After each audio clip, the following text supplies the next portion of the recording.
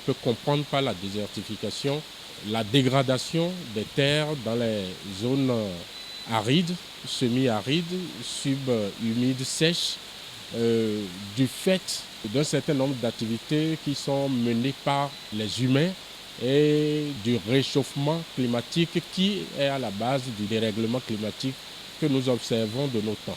La désertification, quand on veut le définir, on pense à première idée, c'est l'avancée du désert ou la manifestation du désert à des niveaux donnés. Il est vrai que nous avons des déserts qui sont déserts naturels, je vais dire. Il y a aussi justement le fait que nos attitudes, nos pratiques, nos activités et le réchauffement climatique sont à la base en fait de la perte de vie, de la perte de la biodiversité à des niveaux donnés. Donc nous pouvons utiliser l'expression désertification. La sécheresse, en réalité, c'est l'absence de l'eau, l'absence en réalité de pluie pour pouvoir maintenir la vie, pour pouvoir relancer la vie. Donc la sécheresse, vous avez au niveau du mot, il y a sec, c'est que tout est sec, il n'y a pas d'humidité et également des milieux ou des écosystèmes peuvent, sous l'effet de la sécheresse, disparaître. Voilà un peu la nuance. Et quand nous parlons de sécheresse, vous voyez un peu, c'est par rapport à la dégradation de nos terres, ce qui ne signifie pas forcément qu'il y a déjà le désert, parce qu'il y a des mesures pour également freiner la dégradation de nos terres. Vous savez qu'en réalité, lorsque ce phénomène de désertification, en réalité, il faut comprendre que sa manifestation est une question de perte de vie dans certaines zones. C'est ça, c'est la manifestation réelle que nous observons. Donc, aujourd'hui, nous avons déjà les effets de la désertification et de la sécheresse sous nos yeux et qui sont perceptibles, qui sont visibles. Donc, le thème autour duquel nous sommes en train de célébrer en réalité cette édition, c'est tous ensemble pour vaincre la sécheresse. Au regard des nombreux méfaits de la sécheresse et de la désertification aujourd'hui sur notre territoire national. Il est vrai, si nous voulons observer réellement les effets visibles de la sécheresse, je dirais déjà dans le nord-est du pays, nous pouvons constater les effets de la sécheresse au niveau des communes de Karimaman et autres. Les effets sont quand même déjà manifestes et on peut, comme on le dit, c'est notre porte d'entrée du désert dans le pays si rien n'est fait.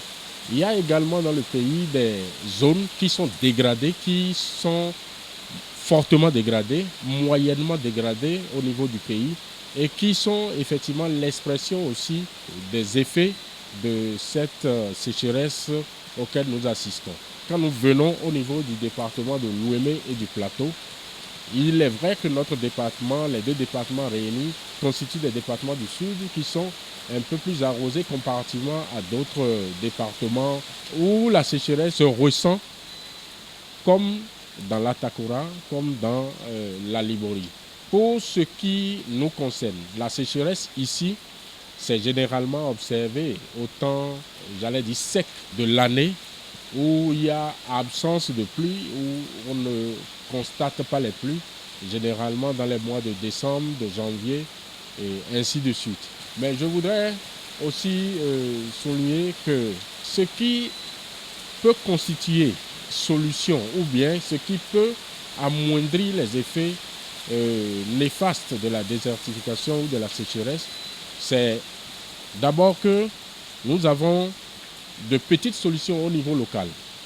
Il y a par exemple notre activité de reboisement qui constitue la mise en place des plantations avec des essences ou des espèces adaptées aux conditions de l'environnement et aux conditions climatiques qui peuvent également nous aider à pouvoir freiner ne serait-ce qu'un tant soit peu les effets de la sécheresse. Nous avons au niveau de ces espèces, pour ceux qui mènent les activités agricoles, nous avons des essences fertilisantes qui concourent également à la fertilité du sol et qui peuvent améliorer les rendements. Cela veut dire quoi? Nous avons comme cause, à travers ce que je suis en train de dire, notre pratique culturelle. Les pratiques culturelles aujourd'hui ne sont pas des techniques qui sont véritablement adaptées pour contrer les effets. Nous avons notre agriculture extensive, l'agriculture sur brûlis. C'est encore à une étape aujourd'hui qui forcément n'arrange pas les choses. En dehors de ce phénomène, il y a nos techniques de jachère qui aussi sont de vieilles méthodes qui peuvent également aider, ne serait-ce que localement, à freiner un peu les questions de désertification. Donc, il est clair que nos pratiques culturelles peuvent constituer des causes de la désertification. Il y a également la surexploitation en fait de nos terres. Lorsque nos terres sont surexploitées, où nous constatons que c'est les mêmes terres que nous sommes en train d'utiliser, en forçant un peu, en apportant trop d'engrais ou bien des choses comme ça, les terres également, à un moment donné, les terres perdent réellement leur capacité à pouvoir produire.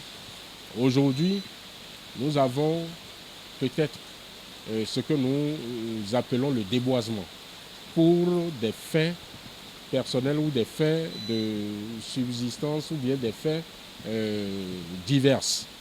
Donc, il y a effectivement que la surexploitation de nos ressources naturelles peut aussi concourir en fait à la désertification.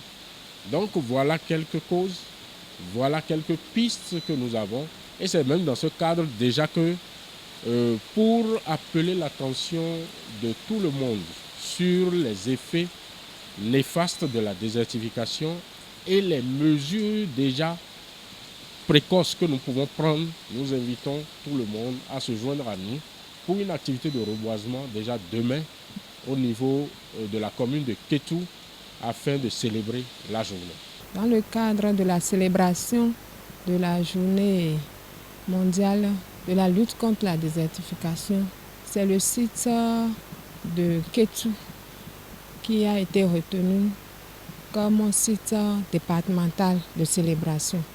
Et demain, nous demandons à tous, puisque nous avons la forte implication de nos usagers qui sera prise en compte.